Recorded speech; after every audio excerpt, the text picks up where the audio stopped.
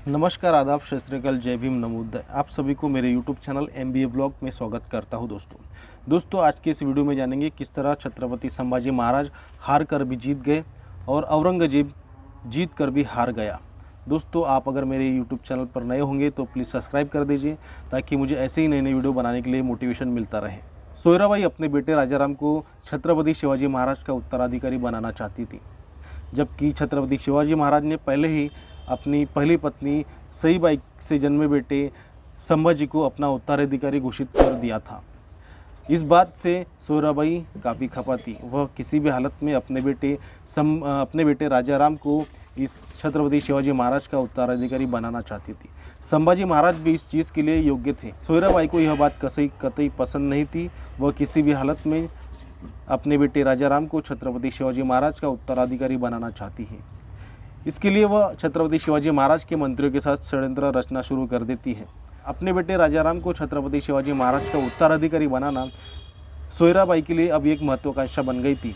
वह छत्रपति शिवाजी महाराज के मंत्रियों के साथ मिलकर अब षड्यंत्र रचना चालू कर देती है। छत्रपति संभाजी महाराज सारे षड्यंत्रों से लड़ते हुए मराठों के गद्दी पर बैठ जाते हैं। छत्रपति शिवाजी महाराज की मृत्यु के बाद उत्साहित मुगल बादशाह औरंगजेब को लगता है कि मराठों को हराने का इससे अच्छा मौका नहीं मिलेगा। वह हजारों के सैन्यों के साथ दक्षिण की ओर कूच करता है, मगर लगातार कोशिश करने के बावजूद भी वह मराठों पर विजय प्राप्त नहीं कर पाता। लगातार 8 साल कोशिश करने के बाद भी वह मराठों पर विजय प्राप्त नहीं कर पाता। उनके गौरवशाली किले रायगढ़ सहित कई किलों को वह जीत नहीं पाता। इससे वह प्रण लेता है कि जब तक मैं मराठों को घुटने के बल पर ना गिरा दूं, तब तक मैं अपने ताज को नहीं पहनूंगा।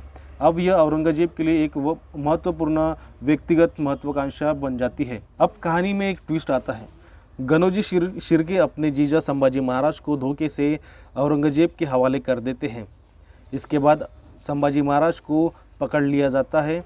छत्रपति संभाजी महाराज को बंधक बनाकर औरंगजेब के सामने पेश किया जाता है। उन्हें कई यातनाएं दी जाती है, यहाँ तक कि उनकी आंखों में गरम सलाखें डालकर उनकी आंखें तक निकाली जाती है, मगर किसी भी हालत में छत्रपति संभाजी महाराज औरंगजेब के सामने अपने घुटने नहीं टेकते।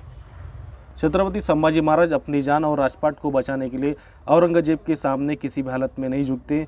वह अपनी प्रजा की रक्षा के लिए अपने प्राणों की आहुति दे देते हैं। औरंगजेब जिस चीज़ का 8 से 10 साल तक इंतजार कर रहा था, वह चीज़ औरंगजेब ने हासिल तो कर ली थी, मगर इस जीत से वह खुश नहीं था।